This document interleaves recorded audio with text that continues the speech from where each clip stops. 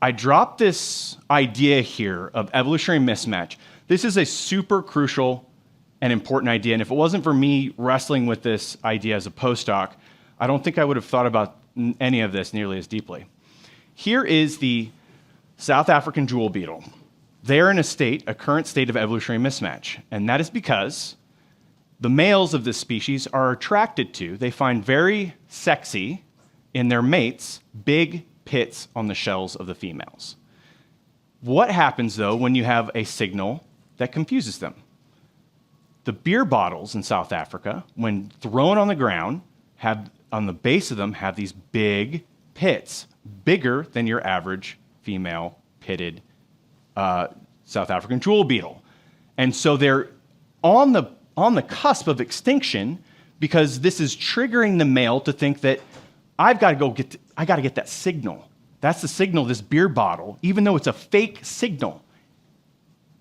They're differentially trying to reproduce with beer bottles. Now, I don't want to make any analogies to modern society and the internet. That would be low-hanging fruit. But as you see here, this is a problem. Now, here's the good news. An intervention can help the beetle. An intervention by petitioning these beer bottle companies to no longer pit their beer bottles. Actually, you see when this intervention occurred in real time, the population starts thriving again. This has led those who work in this particular field, Lloyd, Wilson, and Sober, to say, quote, a substantial portion of human misery is probably due to genetic and cultural mismatch with our current environments, end quote. And so when you see in this slide here, 3 different realms, 3 different levels by which human beings exist with our societies, our institutions, and as individuals, the idea here is that if you can be in sync, if you can stay away from being in evolutionary mismatch, you're going to increase human wellness for everyone in that area. And so for my idea of good governance is to try and stay out of mismatch and to find that sweet spot that enhances human wellness and well-being. But I'm just an evolutionary biologist. So I want to bring some examples here of how mismatch is working in the human world. I have done research in multiple primate species, chimpanzees, orangutans, lemurs, and in humans, human foragers. I work with the Hadza hunter-gatherer. I'll talk about that soon. And a lot of that research has been on the topic of sleep. Here's a great example of mismatch in human beings. Raise your hand if you've ever had problems falling asleep. Almost 100%, that's intense, okay? Now, one could argue that this is due to a state of mismatch, and it's a mismatch of timing your environment and your biological clocks. So biological clocks control the daily cycles in physiology and behavior. Particularly with this, it's what's called the suprachiasmatic nucleus, the SCN, it's the master circadian clock. But there are also about 8 or 9 independent clocks in different organs of your body. And when any one of those clocks is off, say, for example, your metabolism, if you eat right before bed, that will throw you out of mismatch as well, hormonally and metabolically. What are we in right now? We're in a place that has perfectly regulated temperature and perfectly regulated light. Right now, we're attenuating the cues that actually help this ancient 500 million year old evolved system time things so that you stay in sync, right? And the cost is insane. They've done estimates where chronic circadian diseases in Canada and in the US are almost $400 billion, okay? So this has real world consequences. What about suffering love?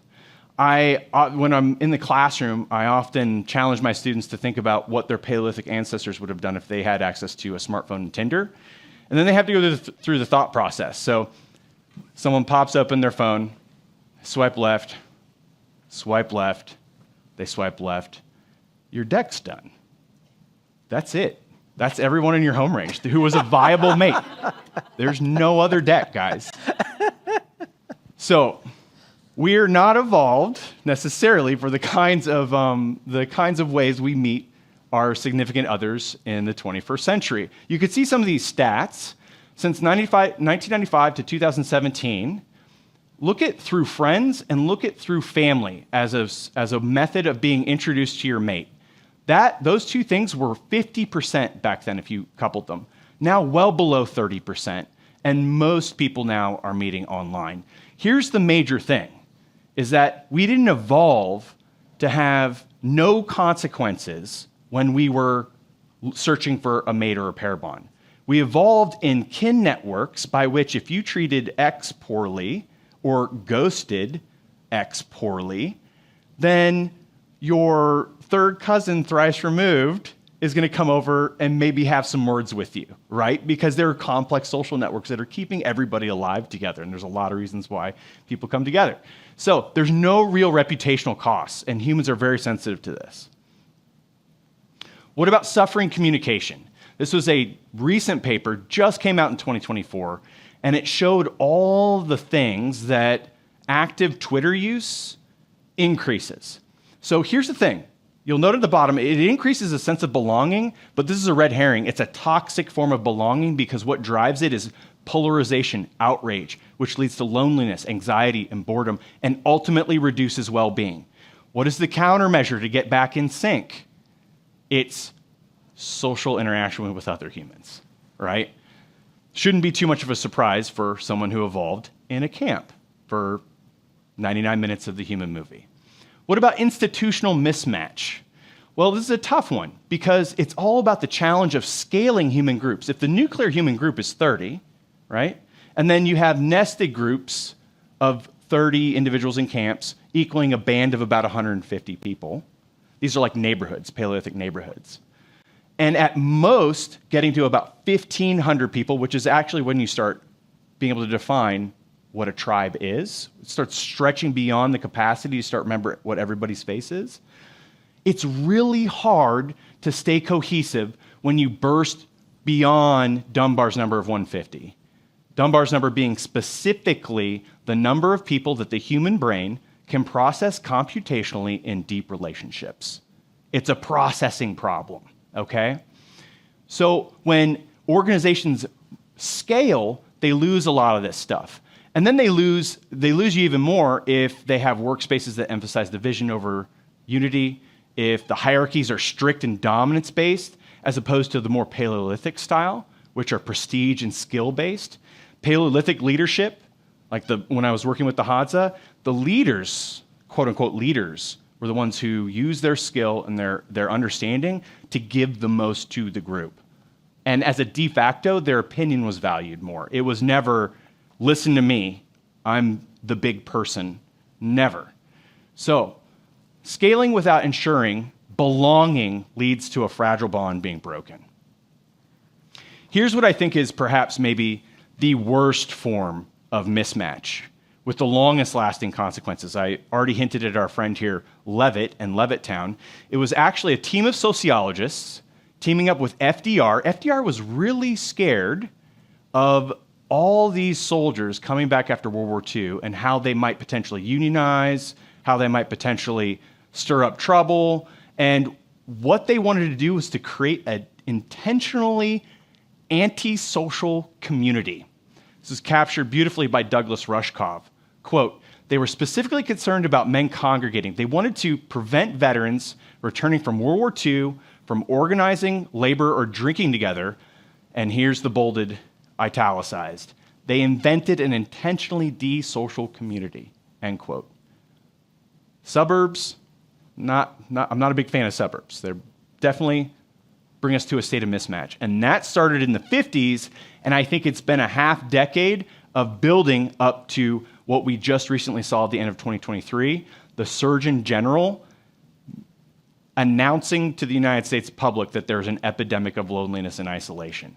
And the science is so clear on this particular point. The science is devastating on all ends in terms of predicting broad-based morbidity, mortality. Loneliness is deadly. The fundamental theory here is something that Jim Cohen, who came up with this theory, calls social baseline theory. When you are isolated, when you perceive yourself as being isolated, you are burning hot. It's the equivalent of a car running at 8,000 RPMs all the time, nonstop, never gets to break, never gets to turn off. The metabolic activity is churning and churning and churning, and evolutionarily this makes perfect sense because you're the only eyes you've got. What if there's a predator in the environment?